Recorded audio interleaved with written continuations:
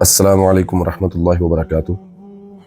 آج کا ہمارا ٹاپک ہے قربانی کرنے والے کے چند اوصاف۔ قربانی کرنے والا ایک عظیم عبادت انجام دیتا ہے اور اس کے لیے کچھ اعلیٰ اوصاف اور خصوصیات کا حامل ہونا ضروری ہے تاکہ قربانی خالص نیت اور صحیح طریقے سے ادا ہو۔ یہاں قربانی کرنے والے کے چند اہم اوصاف بیان کیے جا رہے ہیں۔ پہلی صفت اخلاص ہے۔ قربانی صرف اللہ کی رضا کے لیے کی جائے، ریاکاری یا دکھاوے کے لیے نہیں۔ اللہ قرآن میں فرماتے ہیں لَن يَنَالَ اللَّهَ لُحُومُهَا وَلَا دِمَاؤُهَا کہ اللہ کو ان کا گوشت اور خون نہیں پہنچتا، وَلَٰكِن يَنَالُهُ التَّقْوَىٰ مِنكُم بلکہ اللہ کو ان کا تقویٰ پہنچتا ہے۔ دوسری صفت ہے اتباع سنت۔ قربانی حضرت ابراہیم علیہ السلام کی سنت ہے، اس کو سنت نبوی صلی اللہ علیہ وسلم کے مطابق انجام دینا چاہیے۔ تیسری صفت ہے تقویٰ یعنی پرہیزگاری۔ قربانی کرنے والا شخص متقی ہو، حرام مال سے جانور نہ خریدے اور شرعی احکام کی پاسداری کرے۔ چوتھی صفت ہے احسان و سخاوت۔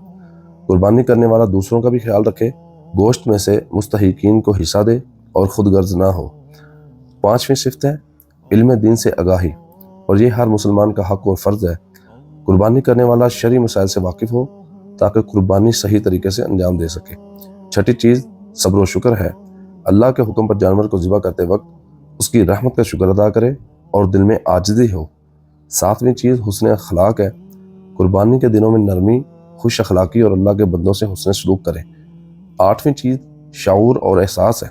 قربانی کا مقصد صرف گوشت حاصل کرنا نہیں بلکہ اللہ کی رضا کے لیے قربانی دینا ہے۔ اس شعور کے ساتھ قربانی کرے۔ قربانی صرف جانور ذبح کرنے کا نام نہیں، یہ اپنے نفس، اپنی خواہشات اور اپنی انا کو اللہ کے حضور پیش کرنے کا نام ہے۔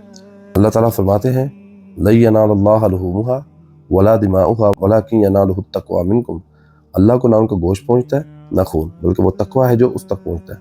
لہٰذا آج کے ہمارے اس ٹاپک کا خلاصہ یہ ہے کہ قربانی کرنے والا اخلاص کا پیکر ہوتا ہے، وہ ریاکاری سے دور صرف اللہ کی رضا چاہتا ہے۔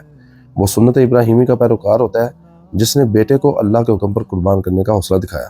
وہ تقویٰ میں ڈوبا ہوا ہوتا ہے، حرام سے بچتا ہے، حلال کماتا ہے اور قربانی حلال مال سے کرتا ہے۔ وہ اصرار کرتا ہے، قربانی کے گوشت کو بانٹتا ہے، اپنے لیے نہیں غریبوں کے لیے بھی رکھتا ہے۔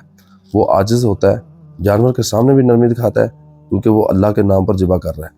وہ اللہ کے حکم کے سامنے سر جھکاتا ہے، چاہے جانور قیمتی ہو، دل کو لگتا ہو، مگر وہ اللہ کی رضا پر راضی ہوتا ہے۔ یہی ہے قربانی کی روح، یہی ہے ایک سچے مومن کی پہچان۔ اللہ ہمیں بھی قربانی کا اصل مفہوم سمجھنے اور اس پر عمل کرنے کی توفیق دے۔ آمین۔